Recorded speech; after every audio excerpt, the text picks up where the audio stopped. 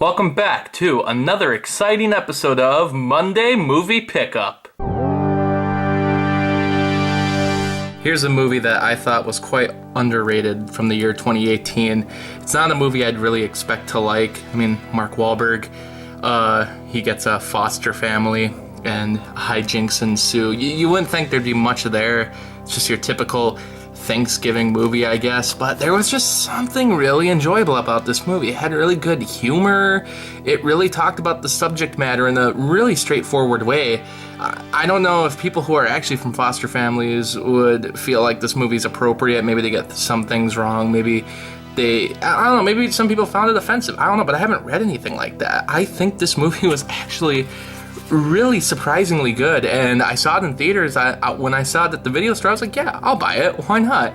I really enjoyed it, and I wanted to watch it again. So it's a movie that I could see myself revisiting a lot in the future, and honestly, as far as like family movies go, I recommend it, to be quite honest. Father of the Bride and Father of the Bride Part 2. Now, I haven't seen the second one, but I got this movie especially for the first movie because I got a request to watch it on Patreon, so you'll be seeing that review in the coming week.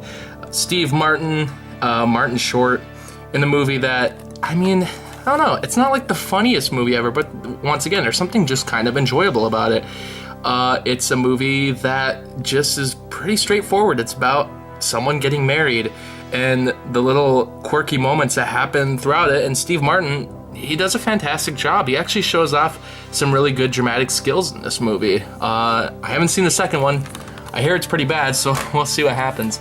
Here's a movie that ever since I heard about it, I've been wanting to see, but I kept putting it off. I hear there's time travel in this movie, so that alone makes me want to see it. This is the Universal release of the DreamWorks movie. DreamWorks has been getting on releasing a lot of the movies through Universal now, and this has already been on Blu-ray before, but I saw it for pretty cheap, and I was like, why not? I'll buy it, because time travel, you can't go wrong.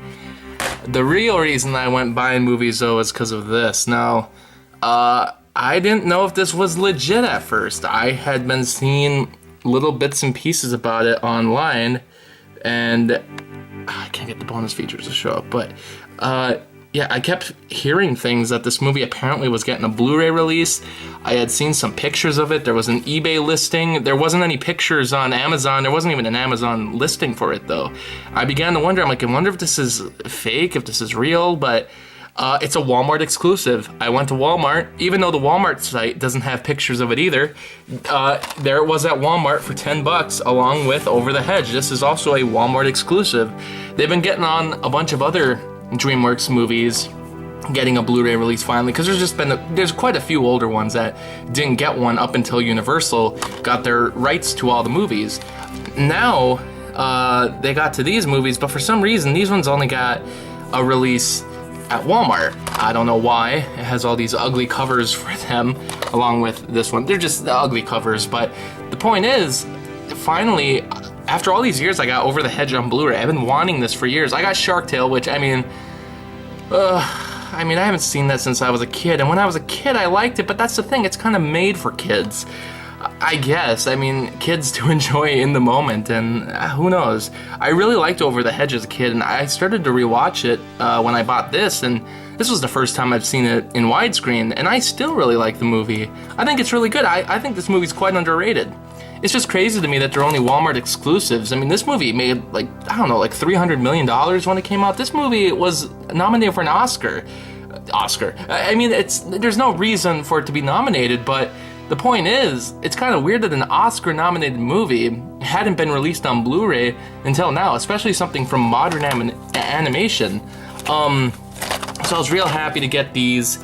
I'll be trying to get all the other DreamWorks movies. I made sure to get these first just because I'm a big Over the Hedge fan, and also since they're exclusives, I don't know how long they'll last. I don't know if they'll end up doing a wider release for them, or who knows. I don't want them to run out, though.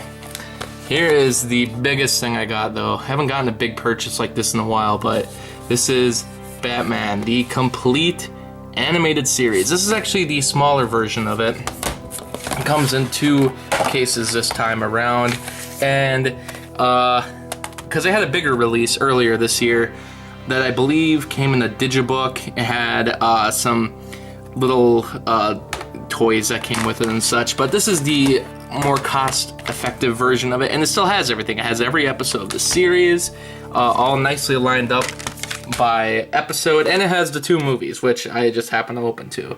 Batman Mask of the Phantasm, which I've seen before. It's a great Batman movie, like everyone says, one of the best Batman movies. It also has Sub-Zero in here.